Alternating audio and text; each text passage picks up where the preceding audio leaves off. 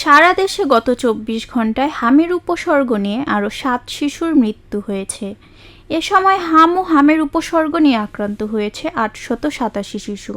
শনিবার ২০ জুন বিকেলে স্বাস্থ্য অধিদপ্তরের হাম বিষয়ক হালনাগাদ প্রতিবেদনে এ তথ্য জানানো হয়েছে।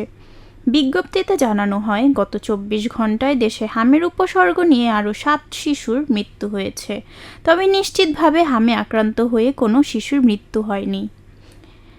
এ নিয়ে গত ১৫ মার্চ থেকে এখন পর্যন্ত সারা দেশের হামের উপসর্গ নিয়ে মৃত্যু হয়েছে মোট ৫৮৪ শিশুর, আর হামে আক্রান্ত হয়ে আরও ৯৩ শিশুর প্রাণ হারিয়েছে। অর্থাৎ হাম ও হামের উপসর্গ নিয়ে এই সময়ে মোট ৬৭৭ শিশু মারা গেছে। এছাড়া ২৪ ঘণ্টায় ৮০ শিশু হামে আক্রান্ত হয়েছে, আর হামের উপসর্গজনিত রোগীর সংখ্যা ৮০৭। এই সময় ৭৪৬ শিশু নতুন করে হাসপাতালে ভর্তি হয়েছে, আর হাসপাতাল থেকে ছাড়া পেয়েছে ৫৭৪ শিশু। স্বাস্থ্য অধিদপ্তর জানিয়েছে, ১৫ মার্চ থেকে এখন পর্যন্ত সন্দেহজনক হাম রোগীর সংখ্যা ৯১,৭৮৯, আর নিশ্চিত হাম রোগীর সংখ্যা ১০,৯৪৯।